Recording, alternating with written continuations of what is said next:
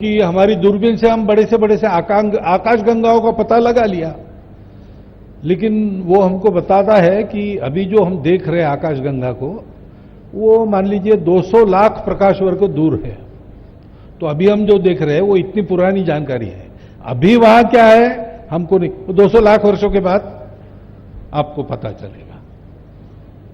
तो ज्ञान वहां नहीं पहुंच सकता, अप टू डेट नॉलेज नहीं मिलता, उसके आधार पर तय नहीं कर सकते कोई, क्योंकि अभी दिख रहा है वो पुराना है, अभी क्या होगा पता नहीं। और छोटी से छोटी बात कणों में चले गए, कणों को भी विभाजित कर दिया। अब ये हो गया कि कण है कि ऊर्जा है, ये भी मुश्किल है, और देखने जाते हैं तो डिस्टर्ब हो जाता है। तो माइक्रोस्कोप भी हमारा फेल हो गया।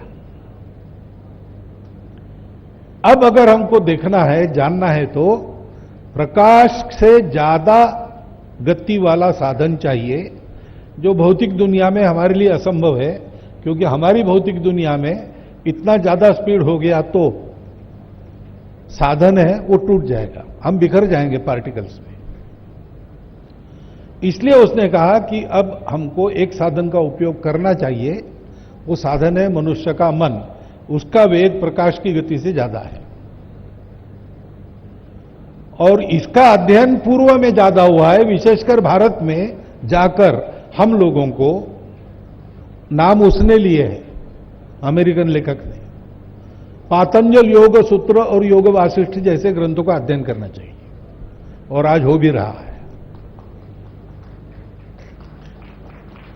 तो इसलिए अध्यात्म और विज्ञान, ये दोनों विज्ञान ही है, यानी आज का साइंस जिसको कहते हैं वही है। हमारे यहां अंदर के ज्ञान को ज्ञान कहा है, बाहर के ज्ञान को विज्ञान कहा है। इसकी विद्या है, उसकी अविद्या है, और दोनों चाहिए। एक के पीछे लगे तो अंधकार में खप जाओगे, विज्ञान के केवल अविद्या के पीछे लगे तो अंधकार में फंसोगे, केवल विद्या के पीछे लगे तो उससे भी ज्यादा गहन अंधकार में फंसोगे। अविद्यया मृत्युम तीर्थवा विद्यया मृतम अश्नुते, ये उपनिषदों का आदेश है कि भौतिक जगत का ज्ञान प्राप्त करके मृत्यु भय को दूर करो, और आध्यात्मिक जगत में गोता लगा के अमरत्व की प्राप्ति करो। ये जीवन जीने का तरीका विज्ञानाधिष्ठित हमारे यहां माना गया। जब मैं विज्ञानाधिष्ठित कहता हूं तो साइंटिफिक, ऐसा मेरा कहना है, क्योंकि दोनों साइंस है। और इसलिए भारतीय ज्ञान परंपरा का उल्लेख हुआ। 2000 साल पहले हमने क्या क्या किया था, लेकिन उसको कपोलकल्पित कथा मानने वाले लोग हैं, हो ही नहीं सकता।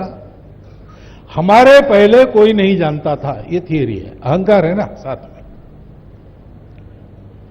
और नितांत अनसाइंटिफिक एटीट्यूड है। क्योंकि साइंस के सामने कोई क्लेम आएगा तो क्लेम सुन लिया जाएगा, क्लेम को परखा जाएगा, ठीक है तो स्वीकार किया जाएगा, नहीं तो रिजेक्ट किया जाएगा। तुम क्लेम कर रहे हो वही गलत है, ये बिना प्रयोग के कहना ये साइंटिफिक नहीं है। संतः परीक्षान्यतरत भजन्ते, परीक्षा करने के बाद अच्छे लोग स्वीकार करते हैं या रिजेक्ट करते हैं। बिना परीक्षा किए चला।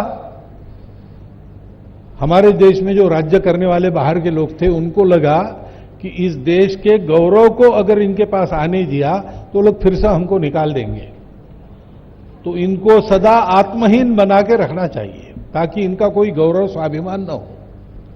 और इसलिए हमको उन्होंने यही बताया कि तुम्हारे पूर्वज नितांत अनपढ़ लोग थे, कुछ नहीं जानते थे। तुम्हारे वेद उपनिषद जो सारा प्राचीन तुम्हारा ज्ञान भांडार है, चतुर्वेदा पुराणानि सर्वोपनिषद तथा रामायणम भारतम च गीता सद्दर्शनानि च जैनागमा त्रिपिटका गुरु ग्रंथ सतांगिरा, ये जो ज्ञान निधि है वो तुम्हारा ज्ञान निधि नहीं है, वो भांग की नशे में तुम्हारे लोग बड़बड़ाए उसको ही लिख के रखा है। तुम्हारे सारे ग्रंथों में को एक तरफ रखा और हमारी लाइब्रेरी का एक पुस्तक सामने लाया तो वो बहुत कम है, हल्का है। इस अहंकार के साथ हमको ये पढ़ाया गया कि है नहीं कुछ। लेकिन अब सोच रहे हैं बहुत कुछ है, मिलता है, तो कैसे खोजा होगा? तो एक मेथड है,